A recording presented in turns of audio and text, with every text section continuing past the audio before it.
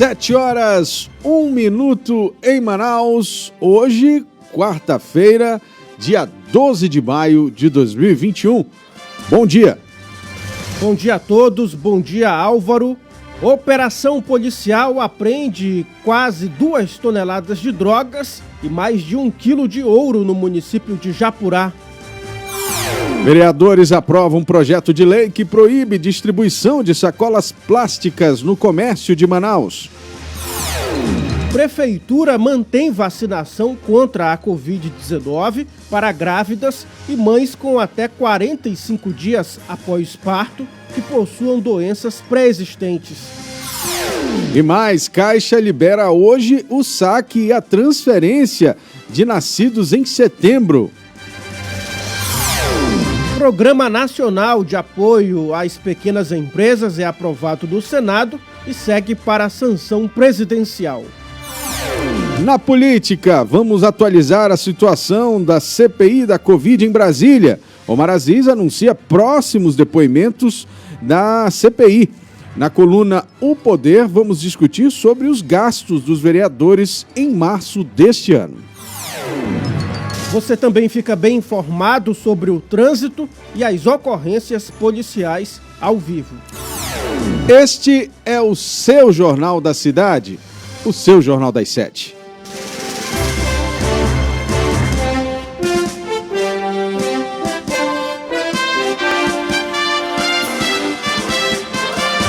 As notícias da cidade de Manaus.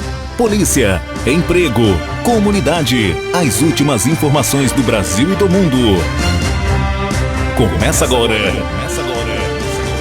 Jornal da Cidade.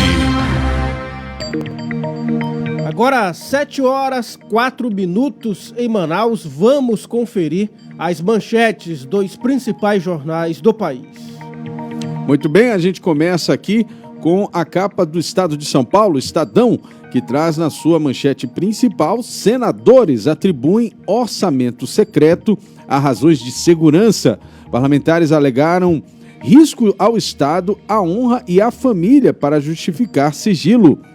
Polícia Federal pede ao STF abertura de investigação contra Toffoli. Com base em delação premiada do ex-governador do Rio, Sérgio Cabral, a Polícia Federal solicitou ao STF abertura de investigação contra Dias Toffoli quando o ministro do STF atuou no TSE, o Tribunal Superior Eleitoral.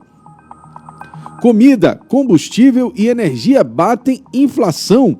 Despesas básicas com alimentação, energia e combustível subiram mais do que a inflação e estão corroendo o orçamento das famílias. Esses foram os destaques do Jornal Estado de São Paulo de hoje. Muito bem, Álvaro, agora vamos conferir os destaques aqui do jornal Folha de São Paulo, que traz como manchete principal: PF pede ao Supremo aval para investigar decisões de Toffoli. Ministro diz desconhecer fatos citados referentes a período no TSE e que jamais recebeu valores. E também aqui entre os destaques na capa do jornal Folha de São Paulo: grávidas ficam quase sem opção de vacina no país. Após o Ministério da Saúde dizer que apura a morte de grávida vacinada com fármaco da AstraZeneca, diversos estados suspenderam imunização de gestantes. E ainda, Bolsonaro fala contra a Anvisa, afirma a chefe da agência. A CPI da Covid-19, o presidente da Anvisa, Antônio Barra Torres, criticou negacionismo de Jair Bolsonaro e disse que declarações dele sobre vacinas vão contra tudo o que a agência preconiza.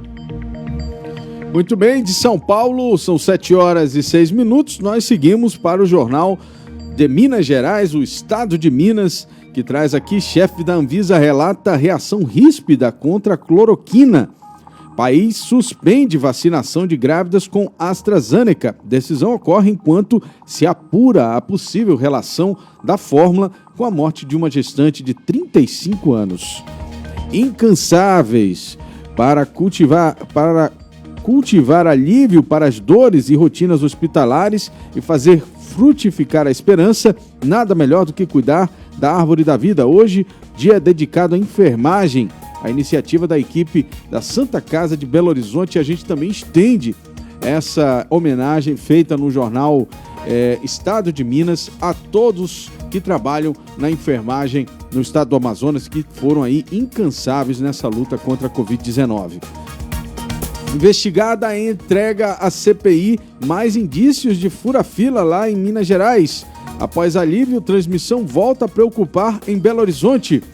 Polícia Federal faz nova ação contra fraudadores de auxílio emergencial. Tudo isso no jornal O Estado de Minas de hoje. Agora 7h07 em Manaus, vamos conferir os destaques aqui do jornal O Globo, que traz como manchete principal: CPI da Covid. Chefe da Anvisa diverge de Bolsonaro sobre vacina e cloroquina. Barra Torres confirma reunião no Planalto em que se pediu mudança na bula do remédio. E também, saúde suspende AstraZeneca para grávidas. A morte por acidente vascular cerebral, AVC, de gestante que tomou a vacina da AstraZeneca levou a Anvisa a pedir ao Ministério da Saúde a suspensão temporária do uso desse imunizante em grávidas e mulheres que tiveram filhos recentemente. A relação entre a vacina e o AVC está sendo investigada. E ainda aqui entre os destaques da capa do jornal O Globo, campanha do governo sai pós-pandemia e entra vacinação. Alvo da CPI, Planalto substitui campanha publicitária sobre retomada econômica por outra, com ênfase na vacinação. Álvaro. Muito bem, são 7h08. Jornal da Cidade. Só o que importa. Do Rio de Janeiro, seguimos agora para o estado da capital federal, Correio Brasiliense, mas antes eu quero dar aqui o bom dia ao Marcos Ilmer, a Wanda, ao Marco Antônio São Miguel, a Selminha Santiago, ao Emanuel Silva, que está falando aqui direto do Paraguai, dizendo aqui que sempre acompanha a gente. Muito obrigado pela audiência. A Maria de Fátima da Silva Barbosa, Deus nos abençoe, muito obrigado pela bênção, que Deus nos abençoe a todos, na verdade. Caio Pedro, Renato Cardoso, Varlison Correia, Nato Gomes, Neila Farias, todos aqui assistindo o Jornal da Cidade, acompanhando a gente ao vivo de qualquer ponto do país e em outros países também aqui. São 7h09. No Correio Brasiliense de hoje, a manchete principal é CPI, o dia em que a Anvisa disse não à cloroquina. Em depoimento à Comissão Parlamentar de Inquérito da Pandemia, o diretor-presidente da Agência Nacional de Vigilância Sanitária, Antônio Barra Torres, confirmou denúncia do ex-ministro Mandetta de que o governo tentou alterar a bula da hidroxicloroquina para incluir entre as indicações o tratamento de pacientes com Covid-19. Vacinação de grávidas está suspensa. Ministério da Saúde atende à recomendação da Anvisa e paralisa a imunização até que morte de mulher de 35 anos seja investigada. Temos também Flamengo empata e Palmeiras mantém 100%. Gabigol e Arão compensam falhas da defesa rubro-negra contra o União La Sierra e arrancam um 2-2 lá no Chile. Atual campeão alviverde se impõe de novo contra o Independiente del Valle, agora na altitude de 2.850 metros lá de Quito. E Polícia Federal pede para STF investigar suposta venda de decisões por Toffoli. Essas foram as manchetes do Correio Brasiliense de hoje. Agora 7h11 em Manaus, vamos conferir aqui os destaques do jornal 0 Hora do Rio Grande do Sul, que traz como manchete principal: coronavírus, governo do estado avalia antecipar vacinação de professores contra a Covid. Imunização, que deve ser decidida ainda nesta semana, ocorreria em paralelo à aplicação de doses em pessoas com comorbidades. Injeções de Oxford AstraZeneca estão suspensas para grávidas. E ainda, o presidente da Anvisa desaprova falas de Bolsonaro e rejeita o uso de cloroquina. São alguns dos destaques aqui na capa do jornal 0 Hora do Rio Grande do Sul. Vamos então agora aos destaques do jornal A Crítica de hoje, 7h11. LG dobra a oferta de empregos para a Zona Franca de Manaus. Eu queria, inclusive, pedir à produção aqui que visse essa notícia, para a gente detalhar ela daqui a pouquinho, um pouco mais. A gente que vem acompanhando esse caso do projeto da LG, que foi retirado da pauta da última reunião do CODAN e do CAIS, eu acho, e exatamente por conta da oferta pequena de empregos em relação ao montante de investimentos que eles estavam propondo. Muito bem, equipamentos vão reforçar segurança. Na segunda entrega do ano para o Sistema de Segurança Pública, o governador Wilson Lima repassou ontem 6 milhões em equipamentos. Na lista, há metralhadoras para patrulhamento fluvial, também 37 viaturas com tecnologia embarcada. Vacinados e rumo a Olimpíadas, vacinação dos brasileiros que vão trabalhar ou representar o país nos Jogos Olímpicos de Tóquio 2020 terá início no próximo dia 14 de maio. Ministério da Saúde muda a vacinação de grávidas. E também aqui, Barra faz defesa da ciência na CPI da Covid. E produção de moto cai 2,8% com segunda onda. E nova corte lá no Tribunal de Justiça, como nós anunciamos aqui antecipadamente, inclusive, as previsões foram confirmadas ontem e foram eleitos aí a desembargadora Onilza Gert e o Abraham Peixoto, juiz que era do Tribunal Regional Eleitoral, também eleito para vaga de merecimento ontem em votação no Tribunal Pleno do Tribunal de Justiça do Estado do Amazonas. 7h13, essas foram as manchetes dos principais jornais do país. O tempo hoje. A previsão para hoje, de acordo com o Instituto Climatempo, é que seja um dia mais frio do que ontem. Sol com muitas nuvens durante o dia, períodos de nublado, com chuva a qualquer hora. Mínima de 23 graus e máxima de 29 graus. Trânsito. Muito bem, agora é hora da gente ir para as ruas da cidade de Manaus com o Carlos Eduardo Pessoa, mas antes eu queria aqui aproveitar e dar o bom dia à Ana Lúcia Teixeira, direto aqui do Nova Floresta. Um grande abraço para ela que é super fã aqui da página do Imediato. Obrigado por toda deferência ao trabalho que as equipes do Imediato fazem. Também aqui é o Robson Cardoso, que está falando direto da Bahia, né? O meu tio Amazonas aqui também está acompanhando. Obrigado, tio, pela audiência. Bom dia também aqui para Francisca Chaga, que está dando bom dia a toda a equipe do Jornal da Cidade, também da equipe do Imediato, que já está nas ruas da cidade de Manaus. E a Auxiliadora Reis, abençoada quarta-feira. Muito obrigado, Auxiliadora. Carlos Eduardo Matos, aonde você se encontra nesse momento, meu amigo? Pessoa, desculpa. Oi, Álvaro, bom dia para você, bom dia para quem nos acompanha agora aqui pelo Imediato, quem está nos assistindo aí por meio das redes sociais, ouvindo aí o Jornal da Cidade. Álvaro, a gente traz informações, começando pela Zona Sul de Manaus. Vou falar um pouco sobre a Avenida Adalberto Vale, ela acaba cortando o bairro da Betânia, de quem vem ali do morro, vai seguir também para a Bola da Suprama, ali pela Avenida Silves. Essa avenida ela é bastante complicada num determinado horário, porque ali tem um intenso comércio na Avenida Adalberto Vale, é a avenida que passa na frente da Feira da Betânia, e aí muitos moradores ficam bastante incomodados com o estacionamento em fila dupla neste local. Portanto, é um local bastante complicado o trânsito, porque os carros ocupam as faixas de ambos os lados, estacionando, e os outros carros que vêm, eles acabam estacionando em filas duplas. Tem também aquele serviço dos táxis, que são táxis compartilhados, em que por um valor menor, o passageiro pode entrar no táxi, e aí já tem uma rota que ele já sabe qual vai ser, e aí ele segue. Os taxistas, eles costumam parar muito nessa rua, e aí tem um trânsito muito complicado nesse local. O alerta, nesse caso, é para o comportamento do motorista e também para o Instituto Municipal de Mobilidade Urbana, para que dê uma atenção e haja uma fiscalização nessa área da cidade. Ainda falando da Zona Sul de Manaus, a gente vai para Rodrigo Otávio.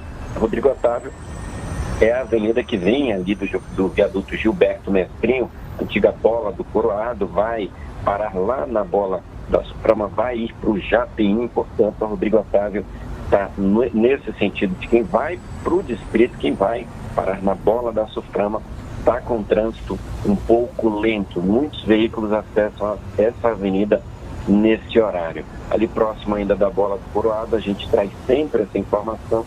Praticamente todos os dias a gente já sabe como é que é o trânsito ali. Bem complicado de quem está vindo da Zona Leste de Manaus pela Cosme Ferreira, e aí vai para André Araújo, vai para o Aleixo, ou vai para o Japim, ou vai seguir pela Avenida Efigênio Salles. O trânsito também ali é bastante disputado. Portanto, a gente traz essas informações nessa área da Zona Sul e Zona Leste de Manaus, e também na Avenida Silves, o trânsito está um pouco lento, principalmente no sentido centro-bairro, e isso também ocorre na Tefé, viu, Álvaro? Muito obrigado, Carlos Eduardo Matos. Então, você que está nas ruas da cidade de Manaus, muita atenção às informações que o Cadu acabou de passar, para que você possa escolher de forma melhor aí as avenidas e as ruas da cidade por onde você vai seguir para o seu destino nesta quarta-feira. Muito bem, eu queria convidar você que está nos ouvindo e nos assistindo nesse momento, porque eu quero falar exatamente disso, da nossa rádio, a ZLZN. Nós temos um aplicativo que já está disponível na Google Play Store. É só acessar lá no seu celular, você que tem celular Android, com sistema operacional Android, digita lá no Google Play Store a sigla ZLZN, você baixa o aplicativo e você consegue ouvir a nossa programação a caminho do trabalho. Você que não tem rede social, você também pode acompanhar em qualquer lugar do planeta a nossa programação jornalística durante 24 horas na Rádio ZLZN. São 7h19. Trânsito. Muito bem, vamos agora falar da Covid-19. O Brasil registrou 2.275 mortes por Covid-19 nas últimas 24 horas, totalizando nesta terça-feira 425.711 óbitos desde o início da pandemia. Com isso, a média móvel de mortes nos últimos 7 dias chegou a 1.980, ficando abaixo da marca de 2.000 pela primeira vez após 55 dias. O Amazonas registrou 695 novos casos de Covid nas últimas 24 horas, totalizando 376.298 casos confirmados da doença. O estado também confirmou mais 12 mortes por Covid-19, sendo 3 ocorridas nas últimas 24 horas. O total de vidas perdidas chegou a 12.758. Jornal da Cidade. E nesse momento eu quero que você que está nos acompanhando compartilhe essa transmissão com a sua lista de transmissão, bote nos grupos dos quais você participa no WhatsApp, para que mais pessoas também possam acompanhar o Jornal da Cidade. Vocês nos ajudam a divulgar o trabalho que está sendo feito todas as manhãs aqui, de 7 horas às 8 da manhã, trazendo as principais informações do dia. Balanço da vacinação contra a Covid-19 dessa terça-feira aponta que 36.502.196 pessoas já receberam a primeira dose da vacina contra a Covid-19. Esse número representa 17,24% da população brasileira. A segunda dose já foi aplicada em 18.380.678 pessoas em todos os estados e no Distrito Federal. No Amazonas já foram vacinadas 632.151 com a primeira dose de algum dos imunizantes contra a Covid-19. No estado inteiro, já foram aplicadas um total de 989.482 doses da vacina contra a Covid-19. A Prefeitura de Manaus anunciou que irá manter a vacinação contra a Covid apenas para grávidas e mães com até 45 dias após o parto que possuam doenças pré-existentes. Ontem, a Prefeitura havia anunciado a ampliação desse público para mulheres que também não possuam doenças pré-existentes, mas a medida foi cancelada no início da noite. De acordo com a Secretaria Municipal de Saúde, o cancelamento da ampliação segue uma nova orientação do Ministério da Saúde em relação à imunização de gestantes e puérperas contra a Covid. O posto de imunização exclusivo para essas mulheres fica no Centro de Convivência da Família Padre Pedro Vinola, na Rua Ganus, 119, bairro Cidade Nova, na Zona Norte. O agendamento na plataforma Imuniza Manaus é obrigatório. Jornal da Cidade. Muito bem, 7h22 e a gente reforça aquele pedido para que você, agora, nesse momento, compartilhe com os seus amigos, marque as pessoas que você sabe que gostam de acompanhar as notícias do dia nessa transmissão, para que a gente possa divulgar ainda mais o Jornal da Cidade para mais pessoas. A Caixa Econômica Federal libera hoje o saque e a transferência da primeira parcela do auxílio emergencial aos beneficiários que não fazem parte do Bolsa Família nascidos em setembro e que receberam a parcela em poupança social digital no dia 25 de abril. O pagamento da primeira parcela do auxílio para este público terminou no dia 29 de abril. Para quem faz parte do Bolsa Família, os pagamentos foram até 30 de abril. Os pagamentos da segunda parcela do benefício começam em 18 de maio para os públicos do Bolsa Família e no dia 16 para os demais beneficiários. Se quiser acompanhar o calendário detalhado dos beneficiários, é só acessar imediatoonline.com. Tem uma matéria no site com todas as datas. A Câmara Municipal de Manaus aprovou na segunda-feira um projeto de lei que proíbe a distribuição gratuita de sacolas plásticas em estabelecimentos comerciais de Manaus. O texto segue para a sanção do Executivo. De acordo, o projeto de lei tem o objetivo de estimular o uso de sacolas reutilizáveis que não prejudicam o meio ambiente. A lei deverá ser implementada até o dia 30 de setembro deste ano.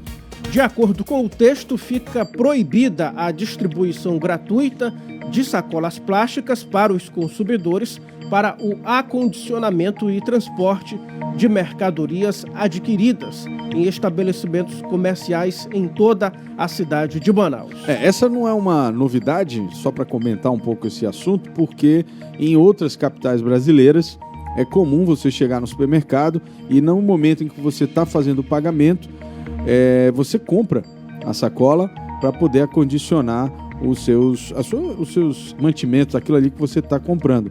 Em supermercados de São Paulo, por exemplo, você compra inclusive as sacolas plásticas, né? Precisa saber se essa lei proíbe o uso, a distribuição gratuita, mas venda eu acho que não está proibida. Então é isso que vai acontecer. Nós vamos seguir aí o ritmo de algumas outras capitais em que você, ao finalizar a sua compra no supermercado, você vai pagar pela sacolinha de plástico. Jornal da Cidade. 7h25. O Senado aprovou nesta terça-feira o projeto que torna permanente o Programa Nacional de Apoio às Microempresas e Empresas de Pequeno Porte. O projeto tem origem no Senado, onde foi aprovado em março deste ano. Na Câmara dos Deputados, no entanto, a proposta foi modificada, o que levou a uma nova votação pelos senadores. Com a aprovação no Senado ontem, a proposta segue para a sanção do presidente Jair Bolsonaro, que poderá sancionar o texto integralmente, parcialmente ou vetá-lo integralmente. Eventuais vetos deverão ser analisados pelo Congresso, que poderá mantê-los ou derrubá-los. Polícia. E a gente volta agora com Carlos Eduardo Pessoa, que traz aqui as principais ocorrências policiais da noite e madrugada dessa quarta-feira, dia 12 de maio. Bom dia, atualiza pra gente aí as principais ocorrências. Parece que tem uma operação no interior, é isso? Isso mesmo, Álvaro, uma operação que ocorre no estado do Amazonas desde o dia 3 de maio, a operação denominada Ágata.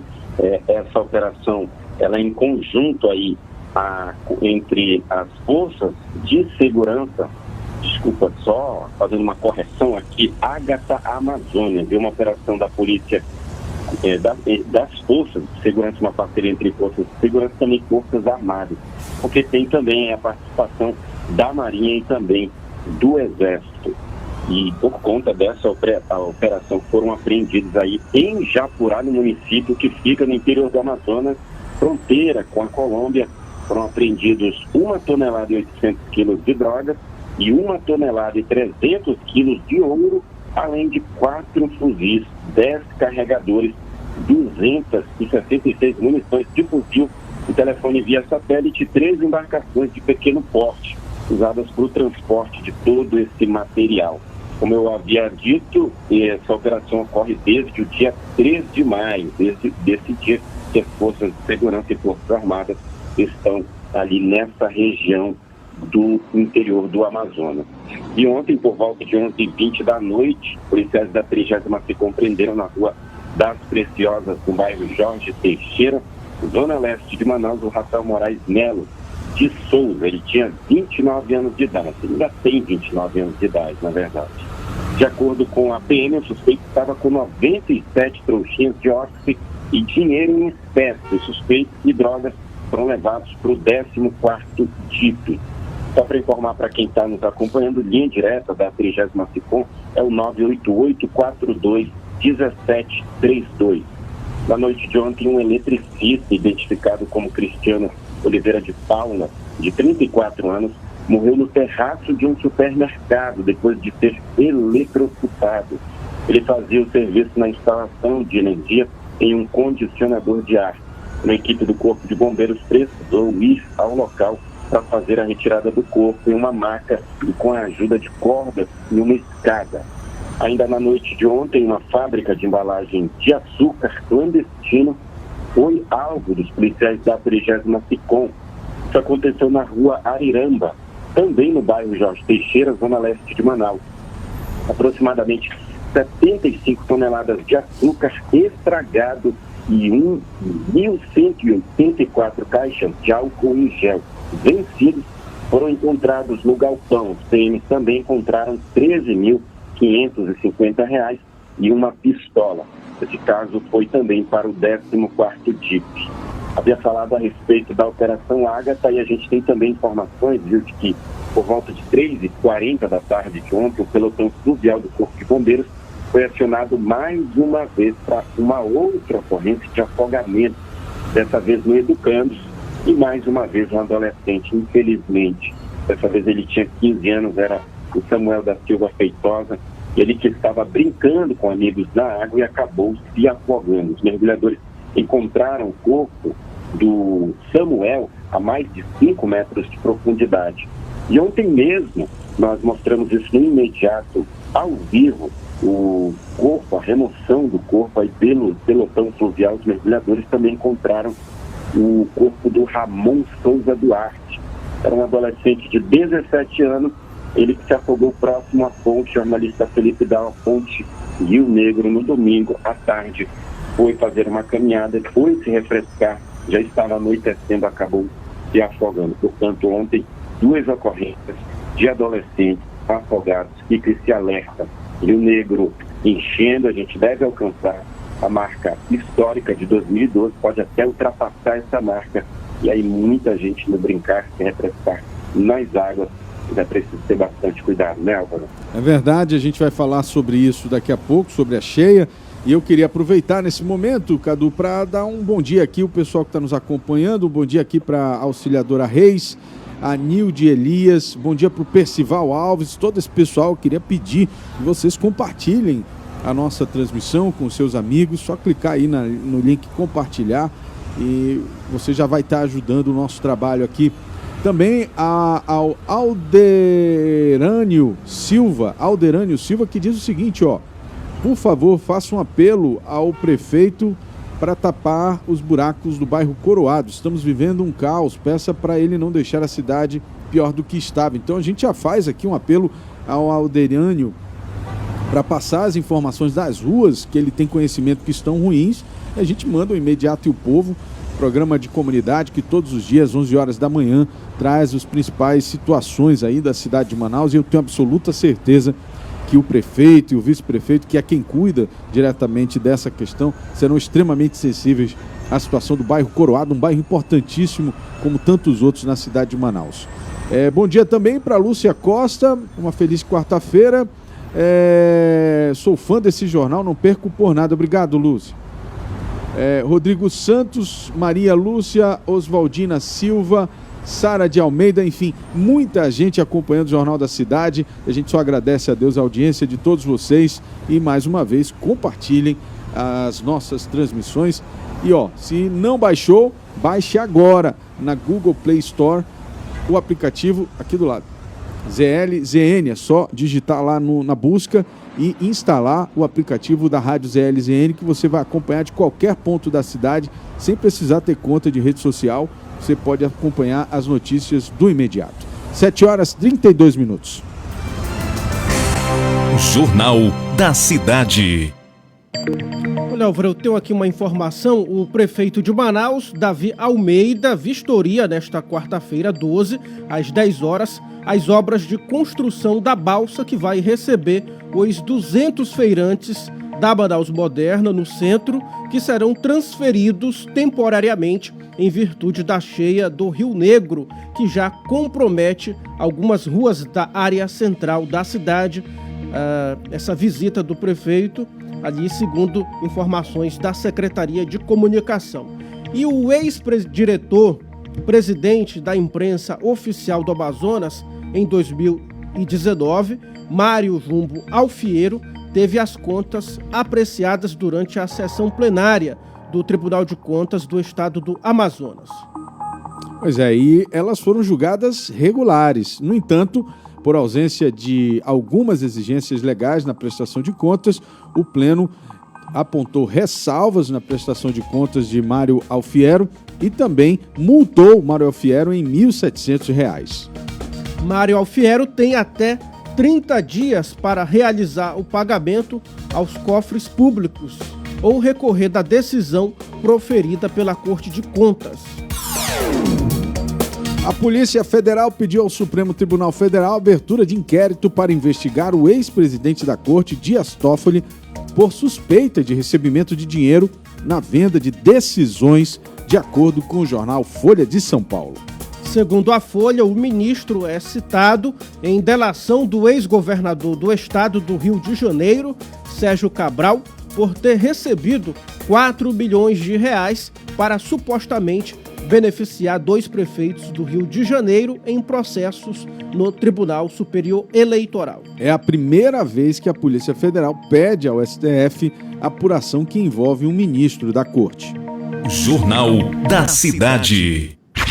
Opoder.com, com Bruno Mazieri.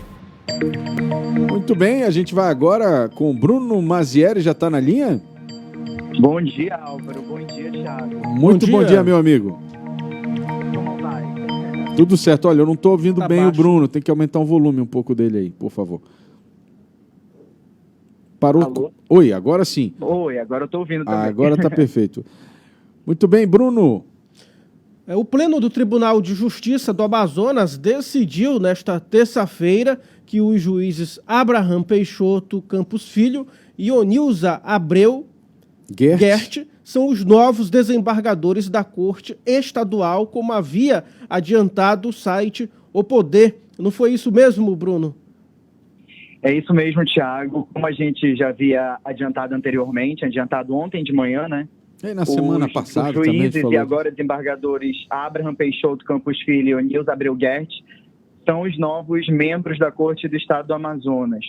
A desembargadora Onilza Gert foi escolhida por antiguidade, né? Era a mais antiga da lista que foi composta há mais de um mês, e o desembargador Abraham Peixoto foi eleito com 16 votos dos desembargadores que já compõem a Corte de Justiça do Estado do Amazonas.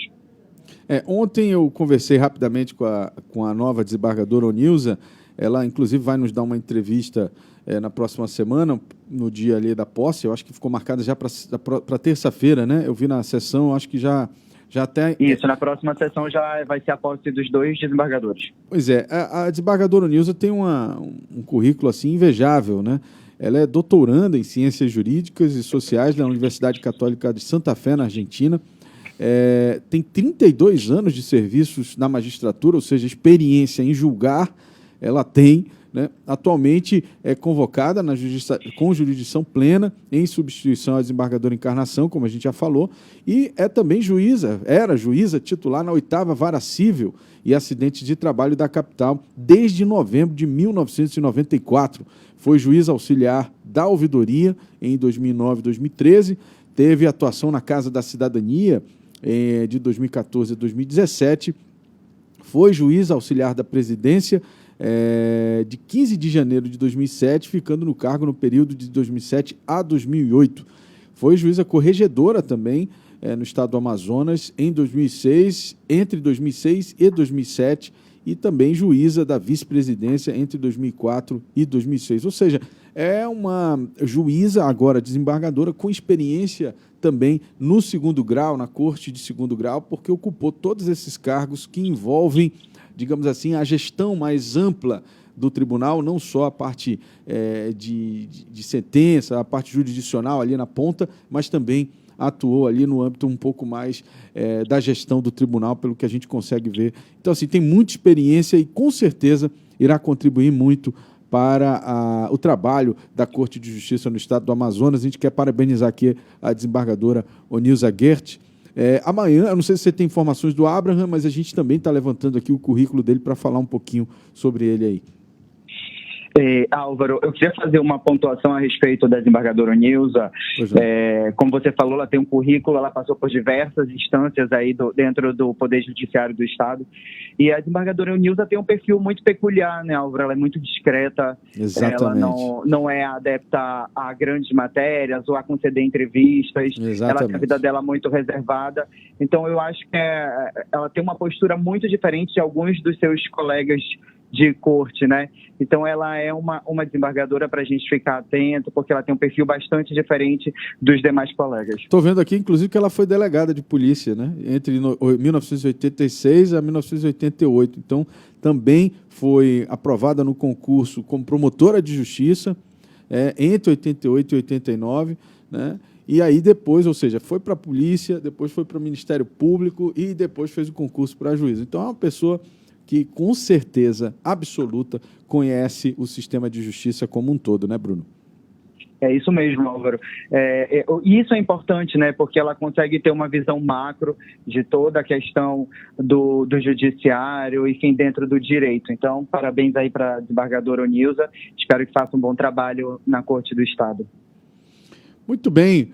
Bruno Mazieri, eu queria comentar um pouco também, antes da gente passar para outro assunto, Bruno, que nós falamos anteriormente, antes de entrar na coluna, da denúncia da Polícia Federal contra um ministro do Supremo Tribunal Federal, Dias Toffoli, né? Me parece que essa corda, politicamente falando, está sendo esticada, né, entre o Executivo e o Judiciário agora, né? É isso mesmo, Álvaro. A Polícia Federal pediu ao Supremo Tribunal Federal a investigação contra o ministro Dias Toffoli por suposta venda de decisões. Esses tipos de investigações são muito comuns no judiciário como um todo, inclusive na capital, aqui no estado do Amazonas, a gente tem umas investigações a respeito disso, mas agora o alvo virou o ministro do Supremo Tribunal Federal.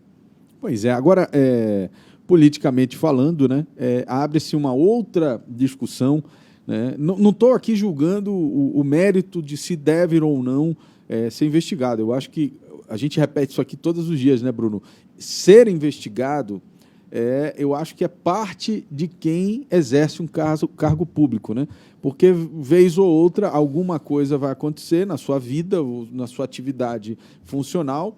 Por exemplo, o Tribunal de Contas ele investiga as contas. Então, o papel dele é pegar as contas de todo mundo e investigar, saber se existe algum problema ou não naquilo que foi feito com dinheiro público.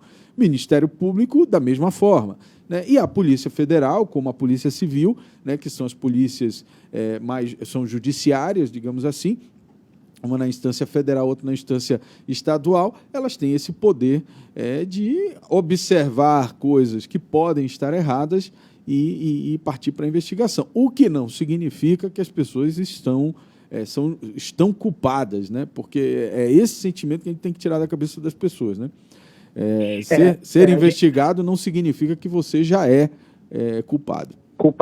E é bom a gente informar para quem nos acompanha que essa investigação envolvendo o ministro Dias Toffoli com relação ao ex-governador do Rio de Janeiro, Sérgio Cabral, que teria pagado a quantia de 4 milhões para supostamente beneficiar 2 prefeitos do Rio de Janeiro em processos do Tribunal Superior Eleitoral, quando o ministro era presidente. Certo. Olha, voltando aqui só um pouquinho, Bruno, com relação... A gente misturou um pouco os assuntos, mas é porque agora que eu vi aqui, a gente tem a tabelinha dos votos na eleição do Abraham Peixoto, que foi aquela eleição que a gente comentou ontem, né? Ele teve 16 votos, mas assim, tiveram 3 juízes que também tiveram 11 votos, né? A Mirza Thelma, César Bandieira e Paulo Fernando Brito Feitosa. Todos eles tiveram 11 votos e assim, foi bem distribuído o negócio, né? Eles, como a gente já tinha anunciado também, havia uma corrida muito grande, né? Todo mundo estava aí tentando conseguir a vaga de desembargador pelo critério de merecimento e havia uma espécie de lobby, assim, em torno de alguns nomes. Então, havia um corpo a corpo que a gente já havia adiantado, incluindo o doutor César Bandieira, que é marido da desembargadora Graça Figueiredo. A Mirza surpreendeu também, né? Oi? A Mirza surpreendeu também. O Paulo Feitosa, que a doutora Mirza Thelma também. A gente não falou, né? A gente chegou a falar aqui do doutor Taketomi, né? Que não aparece entre os mais votados, mas aí vem o Paulo Feitosa, que é filho também de desembargador, né? O doutor César, inclusive, já figurou outras listas, vem figurando listas para cargo de desembargador há muitos anos já, inclusive. Certo. 7h43. Opoder.com com Bruno Mazieri. Jornal da Cidade. Só o que importa. O Bruno ainda está na linha, que eu quero me despedir aqui do Bruno. Ainda. Tem outro assunto também. É raro a vinheta aqui. Vamos para o próximo assunto. Tem problema. Que é ao vivo, né? Não tem essa. Vai lá. 7h44. Enquanto a capital do estado ainda sofre com os casos do novo coronavírus, cheia dos rios, falta de alimento na mesa do cidadão e um elevado índice de desemprego por conta da pandemia, os vereadores da Câmara Municipal de Manaus aproveitaram o mês de março deste ano para gastar o montante de R$ 705.775,86 da cota para o exercício da atividade parlamentar, o famoso cotão. De acordo com o portal da Transparência da Câmara Municipal de Manaus, os 2 vereadores que mais gastaram com o cotão foram o pastor da Igreja Universal do Reino de Deus, João Carlos, e o protetor de animais, Kennedy Marques. Ambos foram eleitos pela primeira vez para o parlamento manauara. Bruno Mazieri. Thiago, a gente precisa falar sobre isso. A gente tem acompanhado, na verdade, né, esses gastos do cotão. E é sempre bom lembrar, e o Álvaro pontua sempre também, que não é algo ilegal. Porém, a gente sabe o momento econômico pelo qual o país inteiro está passando, e em Manaus não poderia ser diferente. E os vereadores ganham um salário de mais ou menos de R$15 mil. E, além disso, eles têm uma cota extra. O que se questiona é por que não pegar esse valor que é gasto com jurídico, que é gasto com aluguel de carros, e não reverter para a população, de repente, em cesta básica, ou então em equipamento de proteção para os profissionais da saúde. Geram uma indignação por parte da população gastar R$700 mil enfim, o que a gente poderia chamar de supérfluo, quando, na verdade, muita gente não está nem com comida na mesa. Então, a gente acompanha esses gastos ao longo de todo o mês, porque isso está no portal da transparência. E é bom a gente lembrar disso, que o único que não gastou nada do cotão foi o vereador Amon Mandel, inclusive, que já foi alvo de crítica pelos seus colegas por não gastar, e ele foi o único que não usou o dinheiro do cotão para nada nos meses de fevereiro e de março, enfim. Ele não vem gastando aí nada dessa quantia destinada para gastos de gabinete. O Bruno sabe da minha posição, né? Eu vou só reforçar o que eu sempre digo aqui. Eu acho que as matérias que tratam do cotão, elas não têm o objetivo de passar essa impressão de que há algo ilegal no uso dessa verba. Isso foi aprovado, isso é uma lei, né? E os vereadores eles têm direito a essa verba. O que eu acho que precisa ficar claro, primeiro, é o papel da gente fiscalizar, né? De mostrar quem está gastando. Simplesmente isso. Olha, foi gasto isso, fulano, beltrano e ciclano estão gastando isso. Transparência. Eu acho no uso do dinheiro público. É um dinheiro que, de certa forma, ele tem uma certa liberdade, né? Porque o parlamentar, seja ele na esfera federal, estadual ou municipal, ele recebe esse dinheiro com o intuito de custear despesas diversas. O que eu acho que precisa ficar claro é que observar o uso desse recurso não significa criminalizar. Agora, a gente precisa estar, sim, observando todo mês, porque isso é dinheiro público, e principalmente, viu, Bruno, eu acho que a gente precisa avançar no que está sendo gasto, né? Que tipo de despesa está sendo feita com isso. Isso sim talvez seja um questionamento que a gente precisa fazer com um pouco mais profundidade, né? Por conta exatamente das limitações que a lei exige, né?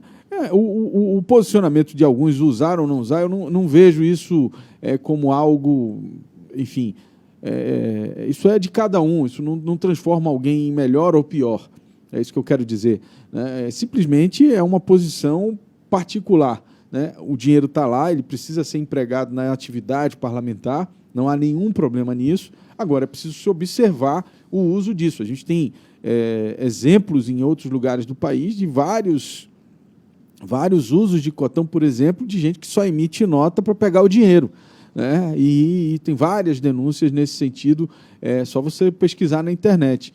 Por quê? Porque o dinheiro está ali, né? Você pega o dinheiro e tal, e aí faz o que você quiser com o dinheiro. É para isso que a imprensa tem que ficar acompanhando o uso do cotão, não para criminalizar, né? O uso do cotão ele é normal, isso faz parte. Agora, a gente precisa ficar de olho de que forma esse recurso está sendo utilizado. Bruno? É isso mesmo, Álvaro. A nossa intenção é, em momento algum, criminalizar, mas justamente, além de fiscalizar, gerar um debate em torno disso. Eu acho que a população precisa ficar bem informada, ela precisa estar ciente com que o seu dinheiro está gasto, porque a gente sabe que é o dinheiro do povo que está em questão. Então, a nossa função é essa, é levar o debate, é fiscalizar, e eu acho que a gente tem feito isso da forma mais, como eu posso dizer, isenta possível. Bruno Mazieri, muito obrigado pela sua participação no dia de hoje. A gente acabou não falando sobre a CPI da pandemia, mas a gente, se tiver tempo, a gente fala hoje ou amanhã. A gente acompanha com mais detalhes aí. Bruno, muito obrigado. Obrigado, Álvaro. Obrigado, Thiago. E até amanhã, se Deus quiser. Agora sim. Opoder.com com Bruno Mazieri. Agora, às 7h50 em Manaus, vamos atualizar você agora sobre a cheia no Amazonas. O nível da água atingiu 29 metros e 56 centímetros o nível do Rio Negro. Faltam apenas 41 centímetros para o Rio Negro alcançar a cheia histórica de 2012, quando ele chegou a 29 metros e 97 centímetros. A previsão do Serviço Geológico do Brasil é que o rio suba mais 1 metro. Manaus está em situação de emergência. A Defesa Civil do município já construiu mais de 600 metros em passarelas em áreas alagadas, e a gente tem mostrado isso aqui ao longo de toda a semana. A previsão do Serviço Geológico do Brasil é que o rio suba mais 1 metro. Manaus está em situação de emergência. A Defesa Civil do município já construiu mais de 600 metros em passarelas em áreas alagadas da cidade. Na Feira da Manaus Moderna, os sacos de areia estão sendo colocados no chão para evitar que as pessoas andem nas águas na área que fica os vendedores de peixe. Em breve, os feirantes vão ser levados para uma balsa para evitar prejuízos. Como falamos agora há pouco, o prefeito Davi Almeida vai pessoalmente conferir o andamento das construções de pontes e também dessa feira flutuante ali na orla da Manaus Moderna. No interior, a situação também não está fácil. Já são mais de 224 mil pessoas que foram afetadas pela cheia em todo o estado, segundo a Defesa Civil. 7h52 em Manaus. Vamos falar de economia. Saiba agora os valores dos produtos da cesta básica aqui na capital, de acordo com o site Busca Preço da Cefaz. Na oferta de hoje, nós vamos falar sobre o preço do feijão preto. O menor preço do quilo desse produto é de R$ 5,00 em um supermercado no bairro Zumbi. O valor máximo do mesmo produto e da mesma marca é R$ 10,80 em alguns pontos da capital. Se você quiser acompanhar o preço de outros produtos da cesta básica, é só acessar o site Busca Preço da Cefaz. Os preços são de todos os supermercados que usam a nota fiscal amazonense. O Cine Manaus oferta 101 vagas de emprego hoje em várias áreas de atuação. Os candidatos interessados nas vagas devem enviar currículo para o e-mail cinemanaus.empregos2021@gmail.com. Entre as vagas ofertadas estão oportunidades para motorista, vendedor, operador de caixa e outras vagas que podem ser conferidas em detalhes no site imediatoonline.com. No currículo devem constar os seguintes dados atualizados: números de telefone de contato e informações sobre tempo de experiência, caso não seja o primeiro emprego. Vamos lá, conferir então as vagas ofertadas. São as oportunidades para motorista, vendedor, operador de caixa e outras vagas que podem ser conferidas em detalhes no site Imediato Online. Lembrando que os candidatos interessados nas vagas disponíveis devem enviar o currículo para o e-mail cinemanaus.empregos2021@gmail.com. Jornal da Cidade. Só o que importa. Após ter retirado de pauta da última reunião do Conselho de Administração da SUFRAMA o projeto de investimento da empresa LG na Zona Franca de Manaus, o secretário de Competitividade, Emprego e Produtividade do Ministério da Economia, o Carlos Costa, anunciou nesta terça-feira que a secretaria conseguiu avançar nas negociações para a oferta de 150 empregos diretos e 220 indiretos no novo projeto da sul-coreana, que é destaque mundial no mercado de eletrônicos. A proposta inicial, submetida pela LG, a Superintendência da ZFM SUFRAMA, projetava um investimento de 325 milhões no total e a geração de 68 novos postos de trabalho. No novo projeto, a LG prevê um aporte de 3,8 bilhões de reais e a geração de 150 novos postos de trabalho. A proposta já havia tido o aval do Conselho de Desenvolvimento do Amazonas, CODAM, órgão ligado à Secretaria de Estado e Desenvolvimento Econômico, Ciência, Tecnologia e Inovação. Muito bem. O novo projeto deve diversificar as linhas de produção da fabricação de microcomputadores portáteis, os notebooks, monitores de vídeo com tela de LCD, unidades digitais de processamento de pequeno porte, como monitores de vídeo e unidades de memória. Atualmente, trabalham 2.200 pessoas nas linhas de produção da empresa aqui no Amazonas, que é a quarta maior empregadora da Zona Franca de Manaus. Momento do Esporte, com Carlos Eduardo Souza. Carlos Eduardo Souza, meu amigo, muito bom dia, já estava com saudade de você por aqui. Bom dia, Álvaro, bom dia para o ouvinte, tudo bem? Tudo bem, como é que fomos aí de Libertadores? Ontem eu vi nas redes sociais o pessoal, todo mundo de camisa de Flamengo e tal, mas eu não vi muita comemoração no final, Bruno. Carlos, o que aconteceu? Mas o Flamengo só empatou fora de casa contra o União La Calera. União La Calera, olha o nome do time também. Olha o nome. Porque eu acho que é a primeira vez que esse time disputa a Libertadores e o Flamengo sofreu, viu? Tomou um 2-0 logo no comecinho, conseguiu um empate e um campo sintético, né? O time do Flamengo sentiu muito jogar nesse campo sintético lá do Chile. Mas considerando aí que jogou fora de casa, 2-2, o resultado até legal, até porque o Flamengo está tranquilo na Libertadores, está praticamente porque flamenguista, né? eu acho que o flamenguista gosta de ganhar, né? Então quando tem um jogo mais difícil assim, já fica meio cabisbaixo. O problema também é que o torcedor do Flamengo é muito exigente. Exatamente, isso que eu queria dizer.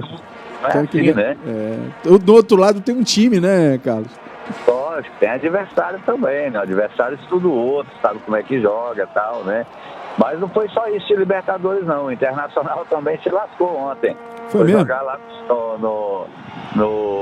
na Venezuela, perdeu de 2-1 de virada, né? E dá uma complicada. Segunda derrota contra times considerados pequenos, né? Perdeu primeiro com o time da Venezuela, da Bolívia, ontem perto na Venezuela. Quando você vai jogar Libertadores, se você perde para time da Venezuela e time da Bolívia ou do Peru, pode esquecer título, viu? Que aí fica difícil.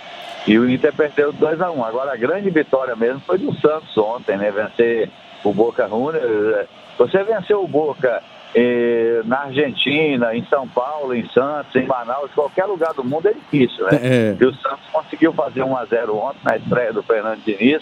Belíssimo resultado e mostra que o Santos está vivo aí na Libertadores. O Palmeiras me parece que foi um passeio também, é isso? Não, o Palmeiras venceu, tá esquecendo, o Palmeiras venceu fora de casa por 1-0, melhor desempenho dos brasileiros na Copa Libertadores da América, venceu o Independente Del Valle, que já tinha goleado em São Paulo e ontem ele venceu fora de casa por 1-0. Também vivíssimo, ou seja, está muito bem na Libertadores. E tem tudo aí para conquistar o bicampeonato. E ontem também começou as quartas de final do Campeonato Paulista, viu? Ontem tivemos um jogo à tarde do Corinthians contra a Inter de Limeira. O Corinthians já jogava por um empate, conseguiu uma vitória de 4-1 fácil sobre a equipe da Internacional de Limeira, já está classificado aí, deve pegar o vencedor de Palmeiras ou Bragantino aí na semifinal do Paulistão, Albert. Falando em semifinal, Barezão 2021, como é que estamos aí nas finais? Barezão 2021 já é final, né? Temos nesse sábado o início da final do Barezão, o primeiro jogo, Arena da Amazônia, 4 e 5 da tarde, com o Manaus enfrentando a equipe do São Raimundo. E o jogo da volta no outro sábado, né? Dia 22, e o Manaus na sua quinta vitória, na sua quinta final consecutiva, enquanto que o São Raimundo voltando aí desde 2006, que não disputavam a final de campeonato regional. O Tufão está voltando aí ativa e essa é a grande surpresa do Barezão 2021 é a equipe do São Raimundo. E a sua avaliação dessa final aí? Quem deve levar melhor? Como é que está aí a composição do time e também por conta da campanha, né? De cada um aí. O que você acha? O Manaus tem um time mais compacto, é um time com um elenco maior, né? O Sérgio Duarte lá no São Raimundo tem muita dificuldade para escalar, já tem 2 desfalques garantidos aí, o Thiago Amazonense e um zagueiro, me parece, que vão desfalcar o Pastor, né? Que é o primeiro zagueiro, que vão desfalcar a equipe do São Raimundo. Mas e o Manaus tem um time já preparando para a Série C do Campeonato Brasileiro, né?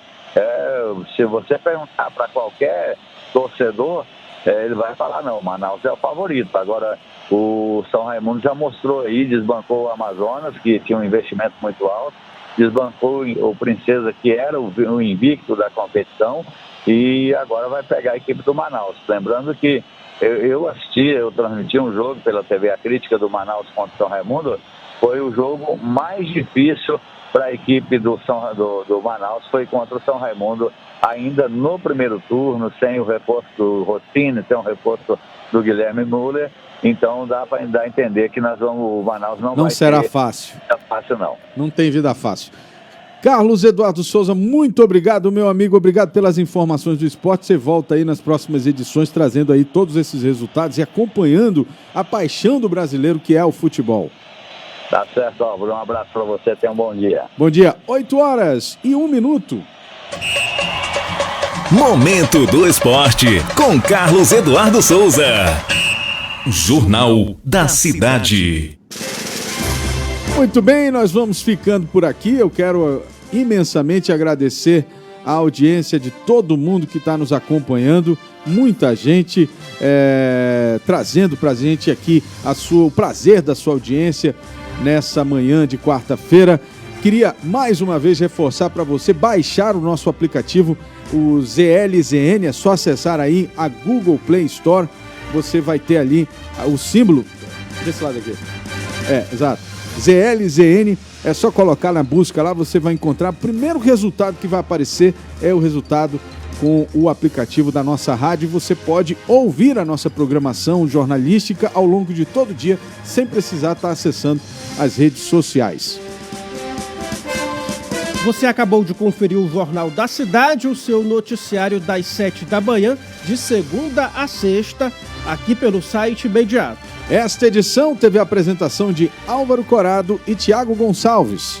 Transmissão e operação de áudio de John Andrew, produção e edição de Jonathan Souza, apoio técnico de Marcos Silva e Pablo Medeiros.